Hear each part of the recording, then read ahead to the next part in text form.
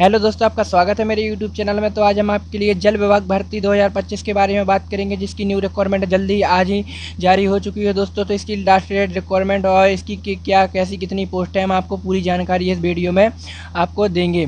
तो हम वीडियो को शुरुआत करते हैं। तो जल विभाग भर्ती 2025 की न्यू रिक्वायरमेंट जारी हो चुकी है, जिसका नाम है PHED रिक्वायरमेंट 2025। इसकी योग्यता 12वीं पास, बिना परीक्षा कैसे होगा एग्ज़ाम की पूरी जानकारी हम आपको इस वीडियो में देंगे।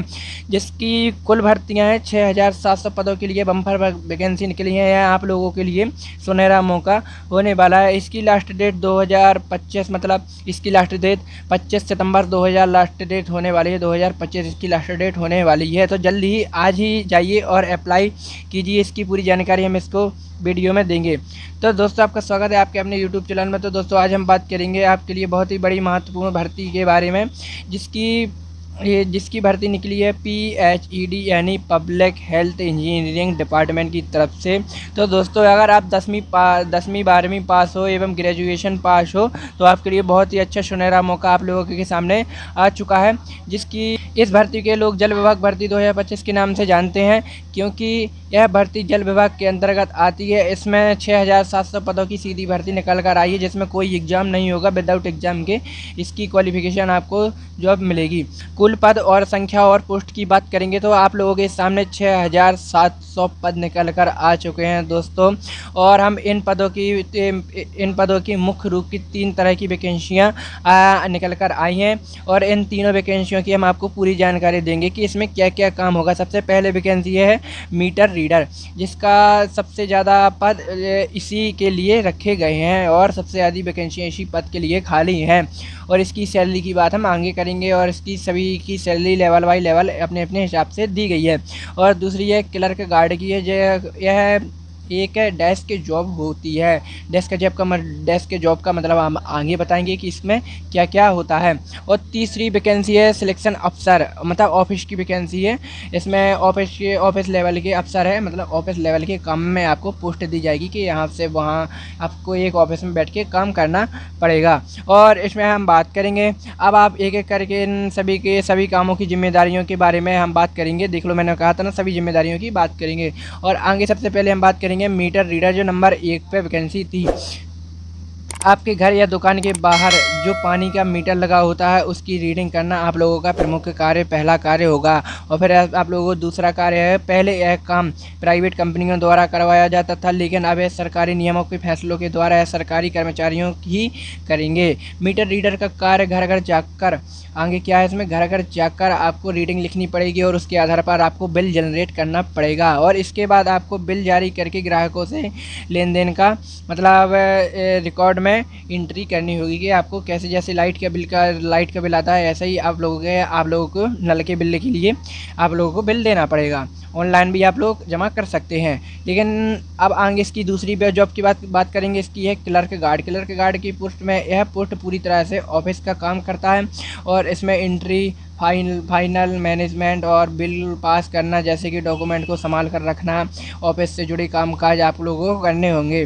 डेस्क जॉब मानी जाती है इसको, यह एक डेस्क जॉब की तरह मानी जाती है। और तीसरी है सिलेक्शन अफसर, यह पोस्ट ऑफिस लेवल के बराबर होती है, जिसमें सिलेक्शन ऑफिस का काम होता है विभाग का अलग अलग ब्रांच में बैठकर सुपरविजन करना। आप जानते हो सुपरविजन? हाँ, आप लोग तो जानते ही होंगे, क्योंकि आप लोगों को तो देना ही है। इसके ऊपर पूरा कामकाज, मतलब से पूरी जिम्मेदारी आप लोगों के ऊपर धर दी जाती है। और इसमें जैसे कि टीम मैनेज करना, रिपोर्ट तैयार करना, विभागीय कामकाज को देखना, यह इसकी पूरी जानकारी होती है। और आप लोगों को ऑफिस के काम में हाथ बटाना पड़ता है, मतलब एक जगह ऑफिस में आपको बैठ के इन चीज़ों की जिम्मेदारियां रखनी पड़ती हैं। तो एलिजिबिलिटी की बात करेंगे, जिसमें अब दोस्तों बात करते हैं आपको कौन कौन सी भर्ती के लिए कैसे आवेदन करना है। और इसमें हम बताएंगे, देखो, मीटर रीडर और क्लर्क के बारे में न्यूनतम आयु इसकी 12वीं पास रखी गई है। अगर आप 12 पास से लेकर किसी, मतलब फिर आपका रिजल्ट आने वाला है तो आप आवेदन कर सकते हैं। अगर आपका रिजल्ट भी आने वाला है, सप्लीमेंट्री वाले कोई भी हो, 12 पास होनी चाहिए, तो आप लोगों को इसका क्वालिफिकेशन मतलब इसका फॉर्म डाल सकते हैं। और इसमें आगे बात करेंगे सिलेक्शन सेक्शन अफसर के बारे में। इसको ग्रेजुएशन पास आप लोगों की मार्कशीट होनी चाहिए ग्रेजुएशन में, जैसे कि BA BSc BCom आपको कुछ भी हो, एक डिग्री आपको इसमें लगनी है। और इसकी आयु सीमा की बात करेंगे, इसमें देखो 18 साल से इसकी एज स्टार्ट हो जाएगी और इसकी अधिकतम आयु 40 साल तक ही होगी। इसमें आयु सीमा की कोई छूट नहीं दी जाएगी। और आगे इसकी बात करेंगे इसकी चयन प्रक्रिया की, सिलेक्शन प्रोसेसर आपका क्या क्या होने वाला है।